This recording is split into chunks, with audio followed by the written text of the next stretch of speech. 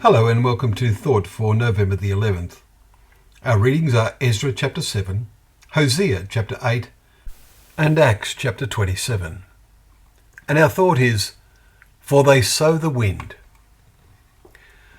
Today is the 11th day of the 11th month, and 105 years ago it was chosen as Armistice Day, now called Remembrance Day, as a day of solemn memory of the millions who had fallen in what was called the Great War of 1914 to 1918.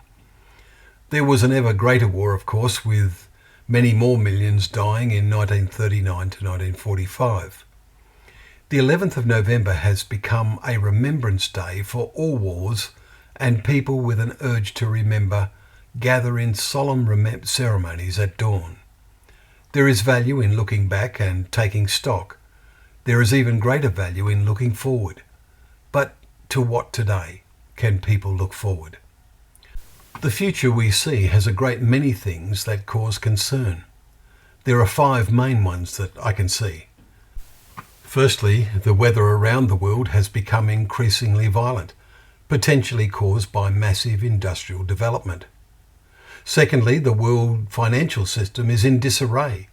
All kinds of stopgap policies being tried to prevent a total system failure, but a policy to make it sound and dependable seems impossible. Thirdly, there is more and more violent behaviour, especially among and by the young. Number 4, multiple war fronts erupting all over the world, but particularly in the Middle East and Ukraine. And lastly, the potential for worldwide deadly diseases. You may have heard the proverb about sowing to the wind and reaping the whirlwind. Did you know what this means? Did you know it comes from the Bible? The farmer in ancient times sowed seed in his field by carrying a basket and scattering the seed around as he walked. He took care to scatter it as evenly as possible, but some still fell in unproductive places, as the parable of Jesus tells us. It would be very unwise to sow on a windy day, as Ecclesiastes 11 verse 4 tells us.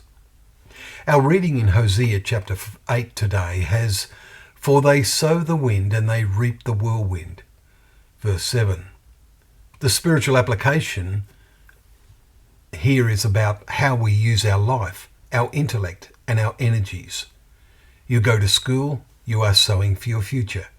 We learn much more of the ways of living outside of school. What kind of training is that given for the future? Those who sow so that the wind blows the seed all over the place are bringing a lot of useless stuff into their minds that will not only be of no benefit in the future, but has a large chance of being destructive. The context in Hosea is that of Israel, especially the northern 10 tribes. They had done just that. We read in the very next verse, Israel is swallowed up. Already they are among the nations as a useless people. Their essential fault is, verse 14, Israel has forgotten his Maker. And that is exactly the situation in the world today. They are sowing to the wind. They're believing that there is no God. And now they are at their wits' end with whirlwinds coming on the horizon. The 11th hour. Do you remember how and why Jesus used that phrase? It's in a parable that's in Matthew chapter 20, where a landowner went out to hire labourers for his vineyard. God is the landowner. The world is his vineyard.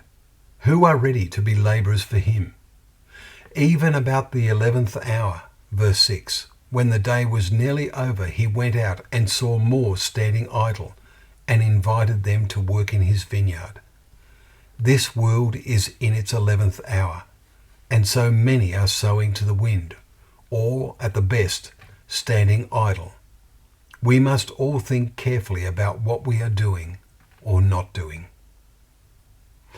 Well, thank you once again for joining us for Thought for the Day, where together we can open up the pages of God's Word, knowing that Word to be a lamp to our feet and a light to our path.